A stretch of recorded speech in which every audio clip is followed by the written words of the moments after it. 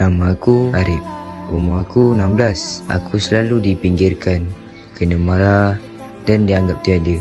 Kadang-kadang aku teringin jadi orang penting bagi seseorang. Benda aku buat semua tak jadi. Gagal. Susah macam ni. Tengok Rizak. Teruk tak agak Rizak kau ni? Kau tak belajar ke? Pergi sekolah buat apa? Bercinta? Ha? Kau nak kena lampang ke? Lain kali kalau Rizak teruk macam ni, siap kau Bibi. Aku yang kena. Abang macam ni. Sialah. Kau sengaja pun buat macam tu.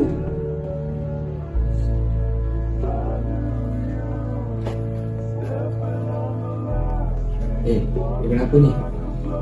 Ada masalah je. Kau diamlah. Aku ni sekolah ada masalah, balik rumah bapak aku bebel. Tak boleh tengok mulut senang je. Sial lah.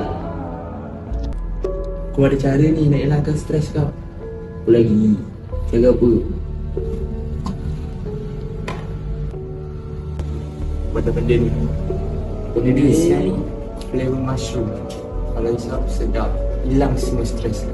Mushroom? Apa jaminan kau dia akan buat aku sedap? Kau rasa dah dulu, baru kau tahu.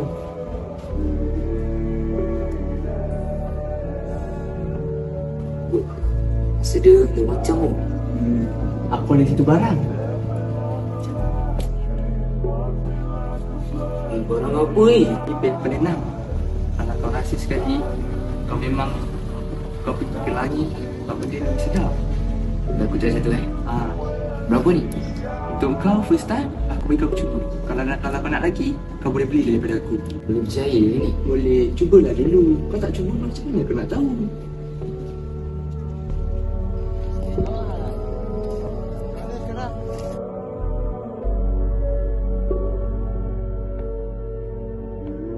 Apa nikmat dia, tak payah cakap.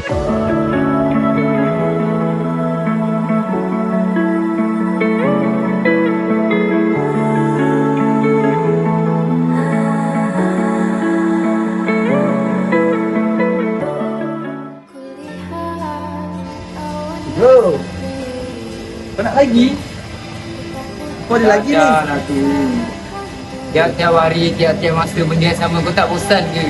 Kau ingat ni- dosa sikit lah. Kau anda sampai bila kan kita nak jadi macam ni? Kau ni, masalah sikit lagi.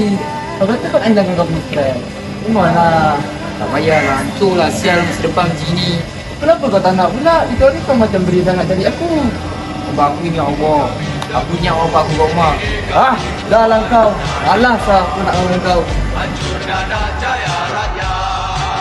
Kami anti dada, kami benci padamu. Sekutu kita perangi.